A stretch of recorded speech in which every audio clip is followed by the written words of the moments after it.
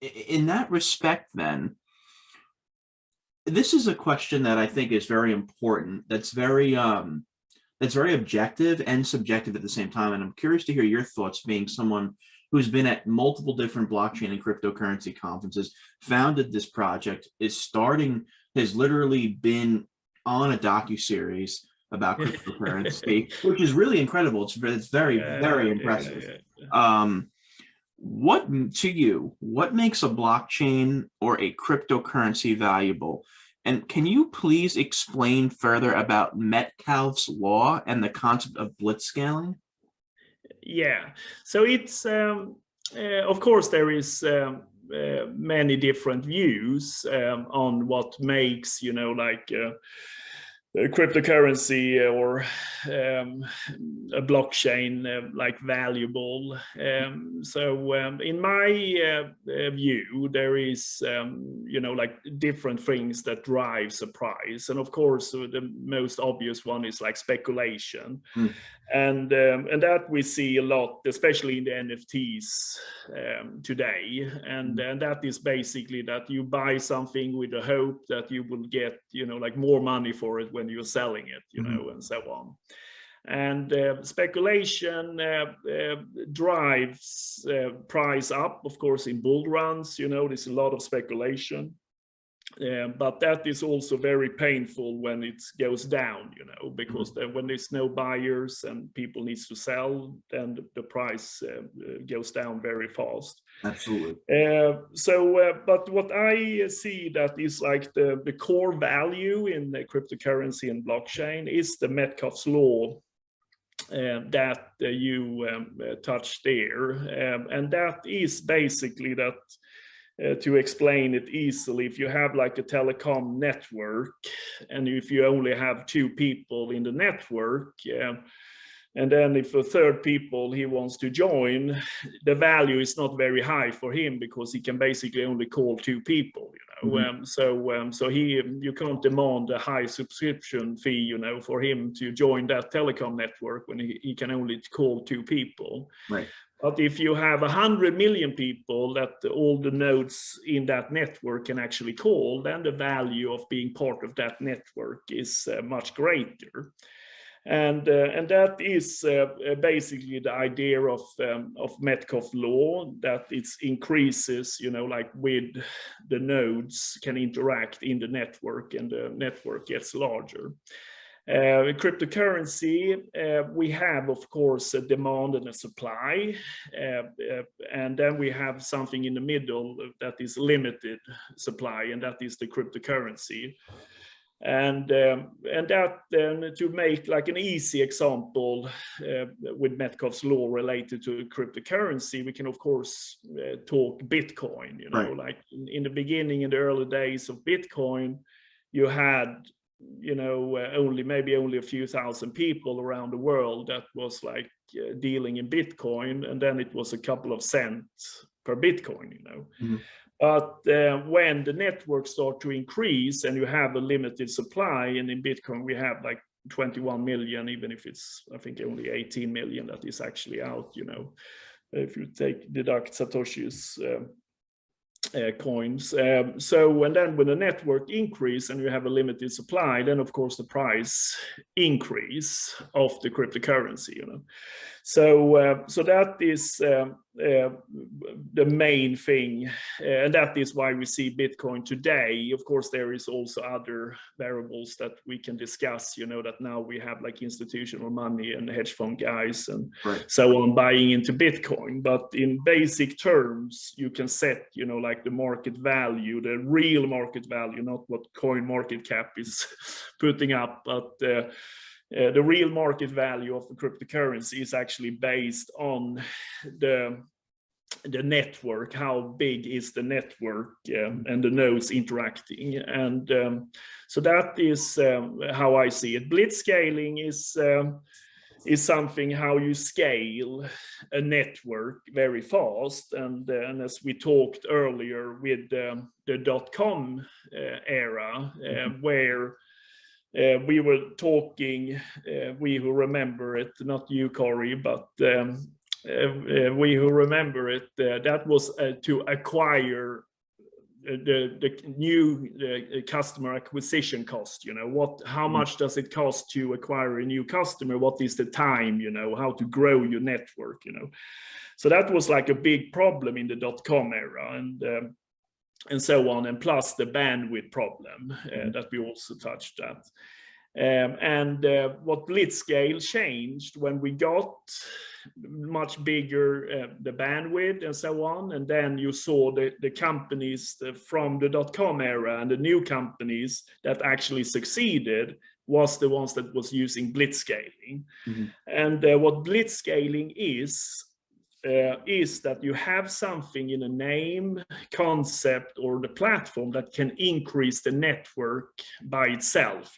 So you don't need the acquisition cost or the time to educate a new user to join. And of course, the famous example is, of course, Facebook, that started with friend requests, and that meant that you received a friend request from a person.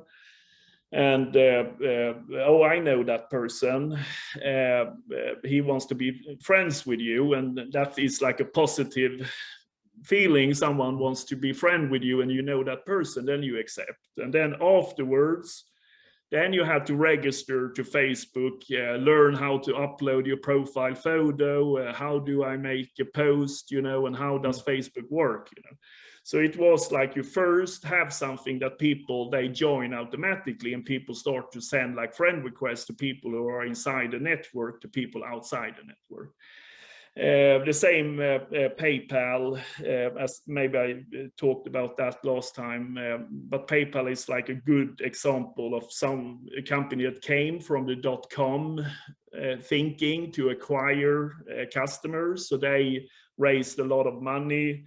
Even had like Times Square advertisement, come and join, like this new financial online network, but they couldn't succeed to acquire new users. But then they changed using blitzscaling, where people inside the network could then start to send like money with email to people outside, and then people know that person sending and then accepting and then in.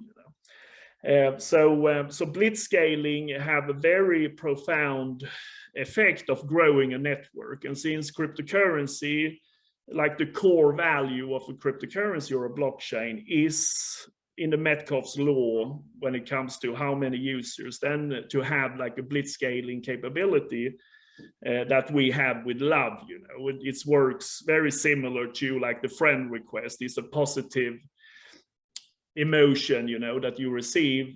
This is not a friend request, but you most likely don't decline the friend request, and most likely you don't decline love from a person or a platform So it has that the blitzscaling capability, so I would say that that is like the core things what makes like a cryptocurrency valuable, the driving forces and so on, that and also keeps the value, like even if it's like a bear market, these projects that is more based on the Metcalfe's law and so on, they don't go down in the same way, like only like speculation, like Dogecoin, or these other NFTs, and so on. So it's I like how you bring that up, because this market, it seems like the majority of this bull market, and please correct me if I'm wrong, but this is just the way I've seen it, is that the majority of this bull market has been based off of speculation and speculation alone and hype when it comes to the value proposition of a cryptocurrency. But that's only short term. And I like how you brought up that that doesn't really create long-term value. It definitely creates short-term value, but that short-term value collapses once everything else collapses and speculation dies. Exactly. And just to make a point there, and the interesting things, since we are both Hexicans, is that when we saw the dip, the major dip that happened in cryptocurrencies, where actually HEX went opposite, and started to go up there. And that is what I say was Metcalfe's law, that that is actually more based on the network growth, it's not speculation in the same. There can be, of course, some speculations when we have like big payouts, staking ends, and so on. There can, of course, be some speculation.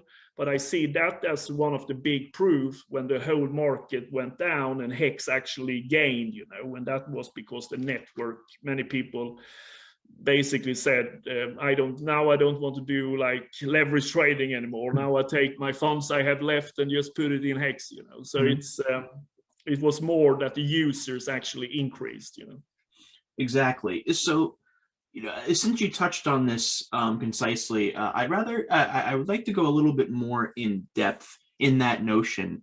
So how do you see HEX, PulseChain, and Love.io relating to these two philosophies that we spoke about? Yeah, so of course, one part as well is, of course, the use case. There must be some kind of use case in the blockchain or the cryptocurrency. And I see, as we see HEX, for example, and just what I just touched on, I see a lot of Metcalfe's law in HEX that is actually with the network growth, And then, of course, HEX is like Richard have done, like the perfect application for delayed gratification. It's no one have done what he have done there. And so that, of course, creating a huge value that you have a community, and basically the community decides, like, okay, if you stake this amount, then you will have this amount back, in this time period. So it's like it's the true meaning of a smart contract in a community, So so that is, of course, like a perfect application. But when we see the HEX price, of course, it's depending on Metcalfe's law. The more people that actually join HEX and see the advantages of this application, that you can actually put something in. Today we don't get any interest if we go to the bank and put in our money there, for example, or in crypto. Here we actually have, like a good return if you delay your gratification and so on. So it's I see so many things that with Metcalfe's law is actually working so good in the HEX concept or application, and of course community, and that is to have like a strong community that is also growing, that is it's like so strong, because that means the cryptocurrency goes up in value. And also, as Richard said, why it's so important that like all hexicans should actually follow everyone on Twitter or in and so on, because that means that the whole network becomes so much stronger. Yes, it does. In this. So we're working in like one group. We are like everyone that owns HEX. We are in the same boat there. So it's and it's also important to get in new YouTubers like yourself, because it doesn't matter to have like 10 YouTubers that is only have viewers from old hexicans, the whole time. It needs to get like new YouTubers in that can bring, like different audience in as well, and talking, so it's very important that we keep on, like working on this to grow, because still HEX, it's in the early stage, but it is the first application, as I see, that is like really doing this delayed gratification, plus that is proof of stake, we don't ruin, like the environment now with PulseChain, of course, and so on. So that is how I see it. PulseChain, of course, is it's another beast, how to say it, you know, because PulseChain is driven by the transactions. So that is, and that was what we discussed a lot last stream as well, I remember. And that is basically when you have a blockchain that is Turing complete, that you can build application, and basically the cost to build is the transaction fee, you know. And if you have no inflation, that means that the price keeps on going up with more applications on it, you know. So so that is something that is with PulseChain, more applications, higher value of Pulse, you know. So that's why I am when I am talking for PulseChain and out in crypto conferences, you know, and so on, it can be projects that maybe I believe that, okay, that project is maybe not, you know, like the best project, but I say, come and build on PulseChain, you know, because since I've been sacrificing on Pulse, I know that, you know, the more applications, that means the higher price of Pulse, you know. So we should really like push the adoption, you know, and so on, just to make, you know, like comparison with Ethereum, for example. If Vitalik would sit and say that, oh, I don't like that project, or I don't like that project, then Ethereum wouldn't be where it is today. It is to have this, like, everyone can build. We should give everyone the chance. We shouldn't we all gain, you know, as more people are there. Of course, we should be, you know, helping each other, you know, in case there is, you know, like bad scams project, and then say, oh, that is built on PulseChain, so that's good, but it's maybe not a good project. So that is something, of course, we should look out for.